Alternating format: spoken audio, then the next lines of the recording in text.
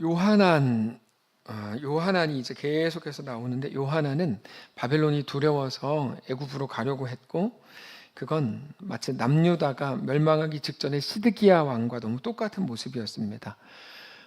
시드기야 왕도 똑같이 그렇게 했었습니다. 어떻게 했냐면 예레미야에게 하나님의 뜻을 물었습니다. 우리 듣고 싶다. 하나님의 말씀이 뭔지 진짜 알고 싶다. 하나님은 예레미야를 통해서 이미 그들에게 말씀을 주셨는데, 역시 시드기야에게 주신 말씀과 너무 똑같았습니다. 너희가 정말 두려워해야 되는 건 바벨론이 아니라 바벨론을 두려워하는 그 마음이다. 이게 이제 예레미야의 말이었어요. 이거 보면 예레미야도 똑같은 말 했는데 계속 너희가 정말 두려워해야 되는 건 바벨론이 아니라 바벨론을 두려워하는 그 마음이다. 그럼 이거가 예레미야가 했던 말인데, 오늘 우리에게도 너무 큰 울림을 줍니다. 우리가 정말 두려워해야 되는 건 세상의 어떤 것이나 혹은 내가 피하고 싶은 어떤 상황이 아니라 그것을 두려워하는 그 마음입니다. 우리는 그거를 두려워해야 합니다. 11절 여호와의 말씀이니라 너희는 너희가 두려워하는 바벨론의 왕을 겁내지 마라. 내가 너희와 함께 있어서 너희를 구원하며 그의 손에서 너희를 건지리니 두려워하지 말라. 내가 너희를 불쌍히 여기리니 그도 너희를 불쌍히 여겨 너희를 너희 본향으로 돌려보내리라. 그러니까 너희는 바벨론을 두려워할 필요가 없다. 그 말은 니네가 믿음으로 바벨론 이긴다 그런 말이 아니고, 하나님과 함께하는 자가 왜 세상을 두려워하는가? 그게 바벨론이건 뭐건 이런 말입니다. 다시 말해서 너희가 두려워하고 경계해야 되는 건 세상에 속한 무언가가 아니라 그것을 두려워하고 있는 그 마음, 그거를 경계해야 된다는 겁니다. 그러고 보면 우리가 무엇을 두려워하고 있습니까? 이 일이 잘못될까를 두려워하고, 내가 원하는 게 이루어지지 않으면 어쩔까? 혹은 내가 원하지 않고 두려워하던 그 일이 나에게 닥치면 어쩔까? 그러고 보면 욥기에서도 보면 욥은 뭐 의인인 것처럼 우리가 알고 있지만 욥이 늘 두려워하던 게 욥의 망함이었어요. 욥은 늘 망함 때문에 두려워하던 일이 그날 이제 비로소 닥쳤다. 욥이 스스로 그렇게 고백하거든요. 그러니까 우리가 정말 두려워해야 되는 건 그 일이 아니라 그 일을 두려워하는 그 마음을 두려워해야 된다. 그거죠. 그 마음은 하나님에 대한 믿음 없음 때문에 생겨나는 마음인데, 너희는 여전히 세상에 대한 두려움, 그 마음에 하나님 없음으로 인한 두려움으로 꽉 차 있다. 그러니까 그러지 마라. 하나님을 믿어라. 이게 이제 하나님이 주신 마음입니다. 너희가 나와 함께함으로 세상을 두려워하지 않는 자가 될 때 그게 성도의 기쁨이고 특권이고 성도의 마땅한 누림이다. 이렇게 말씀하시는 겁니다. 여러분, 성도가 특권을 누려야 됩니다. 성도가 특권을 누리셔야 됩니다. 근데 성도의 특권이 뭐냐면 하나님과 함께함을 알아서 세상을 두려워하지 않게 되는 것, 그게 성도의 특권입니다. 다른 게 아닙니다. 성도의 특권이라는 게 뭐 정부에 이렇게 제출하면 정부에서 뭐 한 달에 뭐 500만 원씩 나오고, 이게 성도의 특권이 아니고, 성도의 특권은 뭐라고요? 하나님과 함께하심을 알아 세상에 대해 두려워하지 않게 되는 것, 이게 성도의 특권이에요. 근데 우리 중에 성도의 특권을 누리시는 분들도 계시고, 그게 뭐야 이렇게 생각하시는 분들도 여럿 계세요.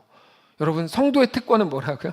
하나님이 나와 함께 하심을 알아 세상에 대해 두려워하지 않게 되는 것, 마땅한 성도의 특권입니다. 그러나 만일 너희가 여전히 성도의 특권을 누리지 못하고 하나님을 믿지 못해서 눈에 보이는 게 전부인 것처럼 생각하고 그렇게 말하고 그걸로 겁을 주고 마치 그걸로 인해 그렇게 두려워한다면, 너희가 가지게 될 마땅한 성도의 능력, 성도의 그 권세라는 건 너희에게 있을 수 없다. 이렇게 말씀하십니다.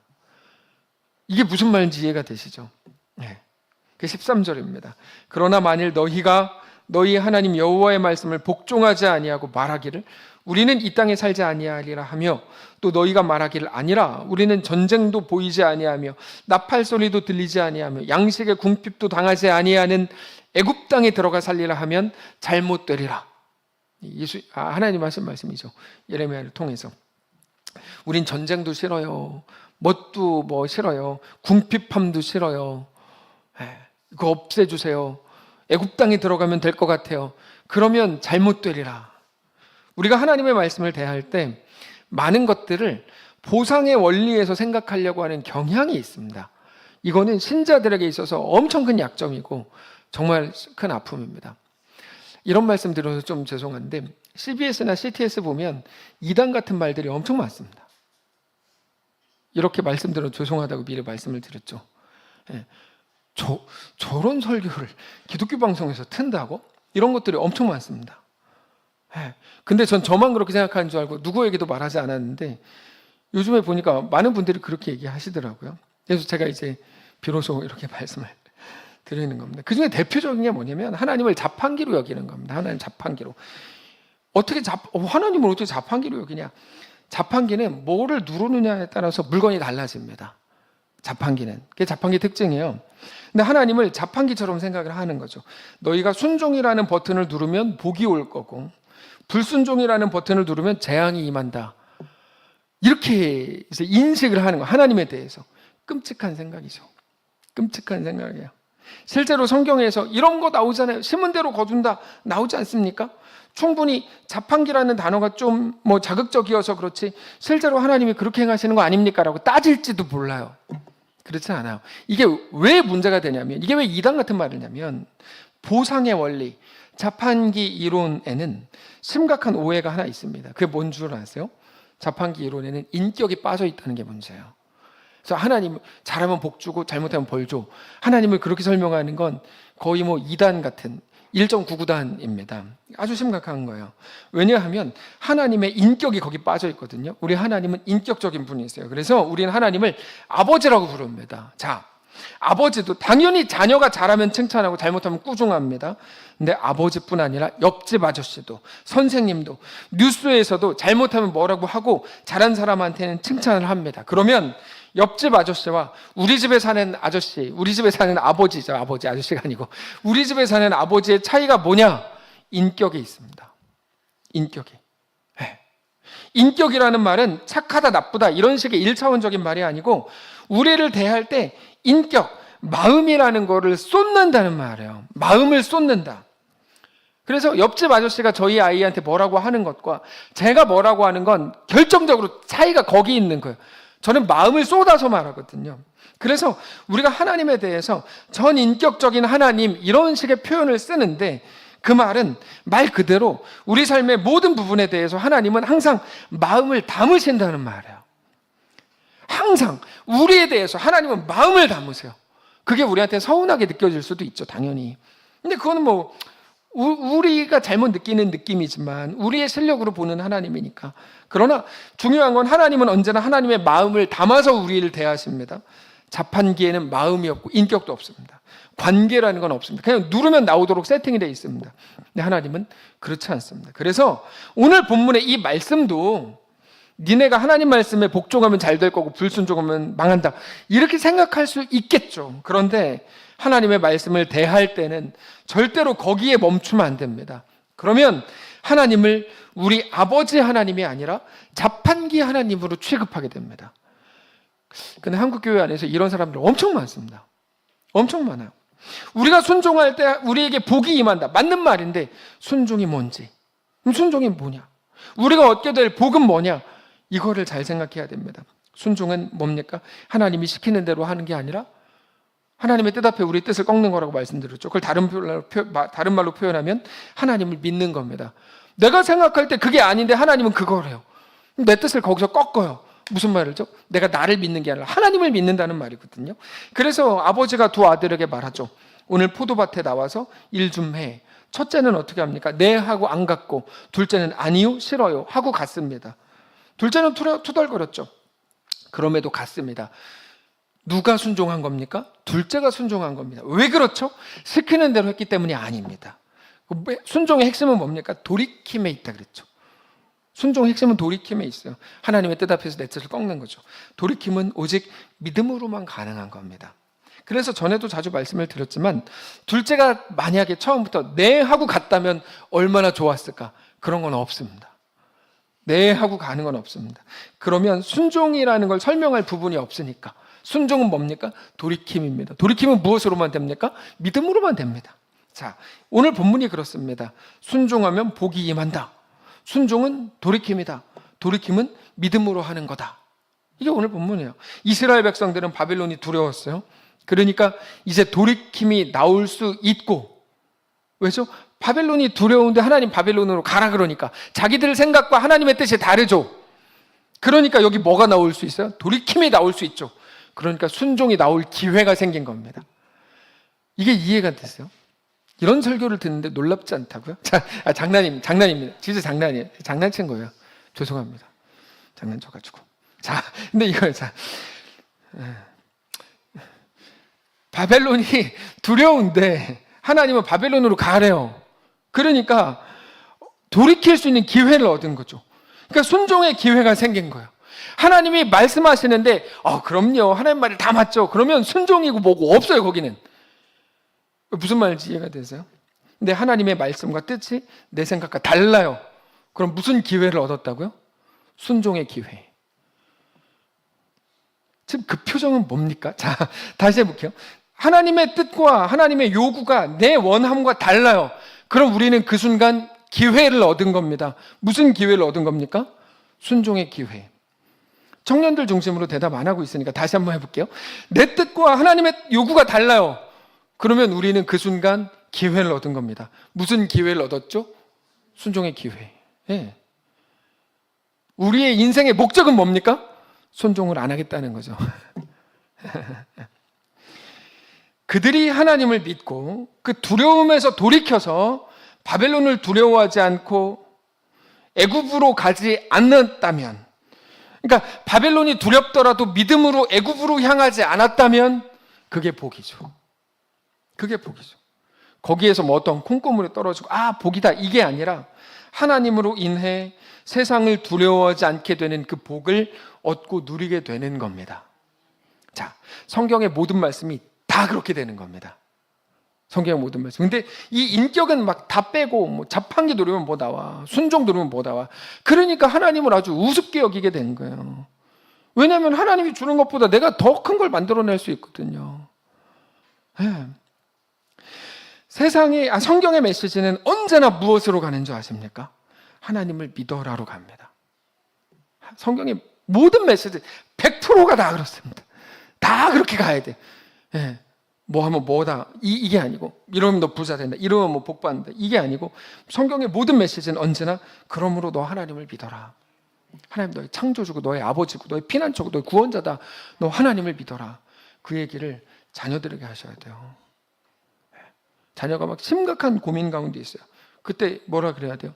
그러므로도 하나님을 믿어라. 우리가 복음을 전한다고 할 때 결국 그겁니다. 그러므로도 하나님을 믿어라. 나는 하나님을 믿어. 이거죠. 믿으면 복받아가 아니고, 믿음이라는 버튼을 누르면 복이라는 물건이 나오는 게 아니고, 믿음이 복입니다. 믿음을 누리는 겁니다. 그러면 그 사람을 보고 세상이 감당하지 못하는 사람이라고 말하는 겁니다. 그래서 끊임없이 성경은 우리에게 하나님의 말씀을 들어라. 하나님을 믿어라. 고집을 부리지 마라. 주님만 신뢰해라라고 끊임없이 말씀하시는 겁니다. 다른 게 아닙니다.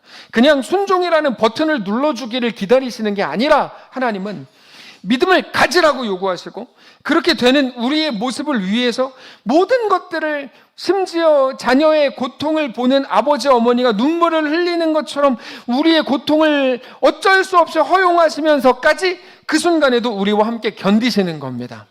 그게 15절 보시면 이렇게 돼 있어요. 너희의 유다의 남은 자여, 이제 여호와의 말씀을 들어라.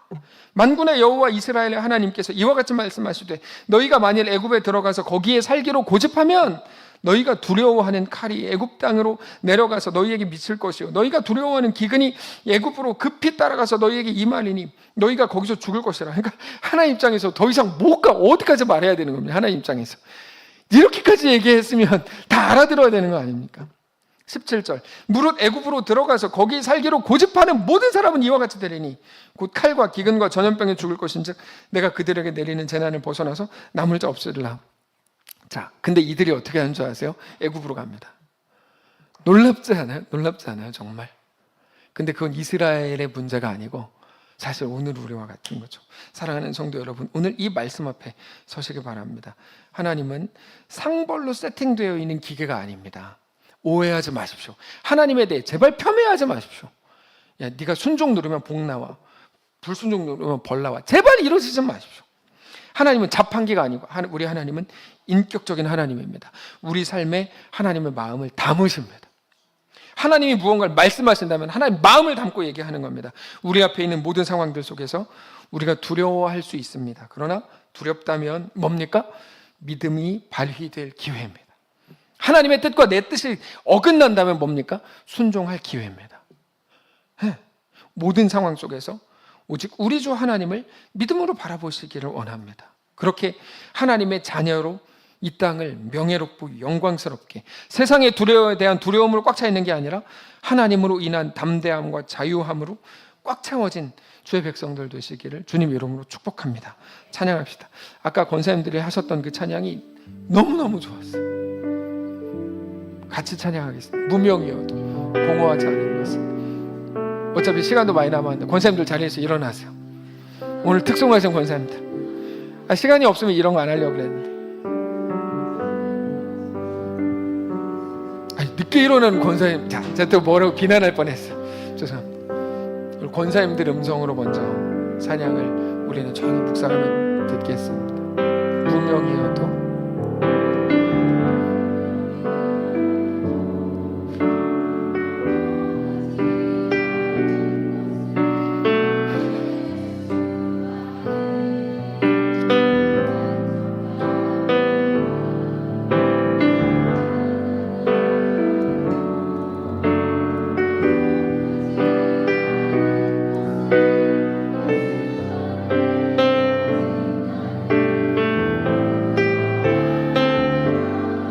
고난 중에도 남자들만 하겠습니다. 시작. 고난 중에도 견뎌낼 수 있는 것은 주의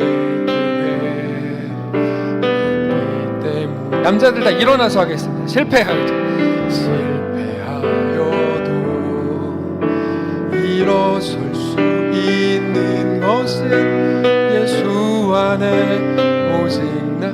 처음부터 다시 한번 할 때 앉아있는 분만 할게요. 이제 무명이어도 앉아있는 분들만.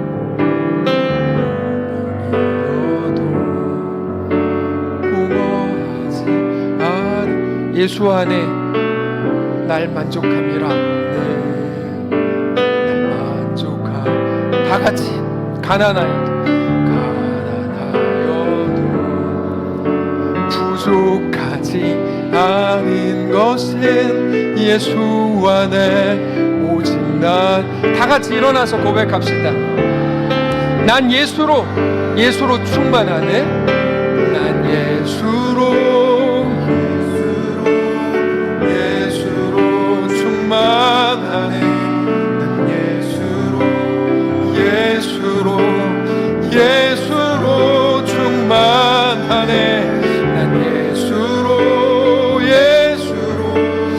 예수로 충만하네. 나와 내 안에 살게. 처음부터 다시 한번 합시다. 무명이어도 공허하지 않은 건, 무명이어도 공허하지 않은 것은 예수 안에 만족하네. 가난하여도 부족하지 않은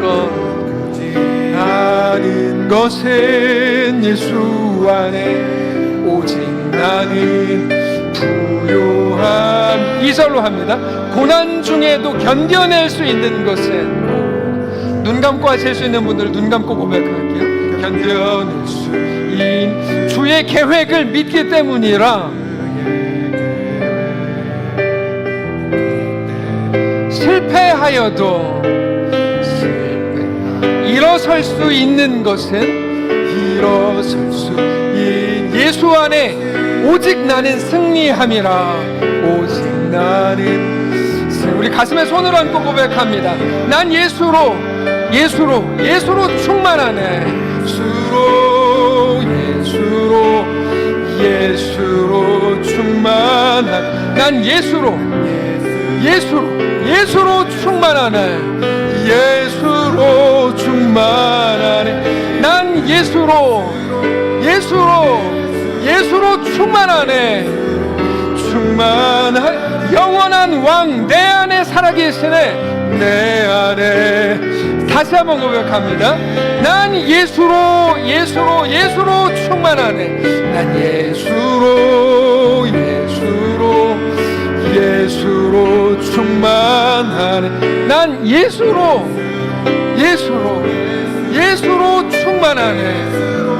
충만하네. 난 예수로 충만. 영원한 왕이 내 안에 살아계시네. 내 안에 살아계시네. 하나님, 우리의 왕 되셔서 감사합니다. 끊임없이 순종의 요구를 받고, 끊임없이 돌이킴의 기회를 얻고, 끊임없이 너 이게 복된 거야 라고 말씀해 주시는 길을 제시받은 우리들이 오늘 넉넉히 기꺼이 그 길로 가보기로 합니다. 하나님, 우리 가운데 함께 하셔서 주의 놀라운 은혜가 뭔지, 복된 길이 뭔지, 명예는 어떤 것이고 영광은 무엇인지를 몸소 우리 삶을 통해 확인하기를 원하오니 우리와 함께 하시고 우리를 붙들어 주옵소서. 다만 어떤 순간이 되면 막 겁이 나고 막 짜증이 나고 혹은 트라우마가 막 올라오고 옛 상처가 생각나고, 그래서 결국에 순종하지 못하는, 주의 길을 따르지 못하는 그런 경험들이 우리에게 너무 많습니다. 주님, 성령님 정말 원합니다. 우리 가운데 임재하셔서 그 순간 주의 뜻을 따르게 하시고 주님과 동행하게 하시고 하나님 앞에 엎드리게 하시고, 내 주인은 내가 아닙니다. 영원한 왕 예수님, 내 안에 오셔서 나를 다스려 주십시오. 그렇게 엎드리고 고백하는 우리 모두가 되게 하여 주시옵소서.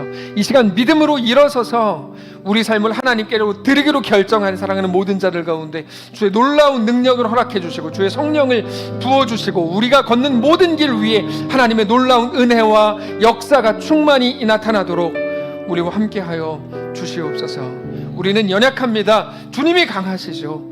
주님 붙잡아 주시고 어리석은 우리에게 모든 것들을 맡기지 마시고 하나님의 지혜와 모략으로 우리 가운데 채우시고, 그렇게 하나님의 놀라운 은혜를 마음껏 누리며 살아가는 사랑하는 모든 성도들, 우리의 자녀들이 되게 하여 주시옵소서. 우리 주인 되신 살아계신 우리 주 예수님의 이름으로 기도합니다.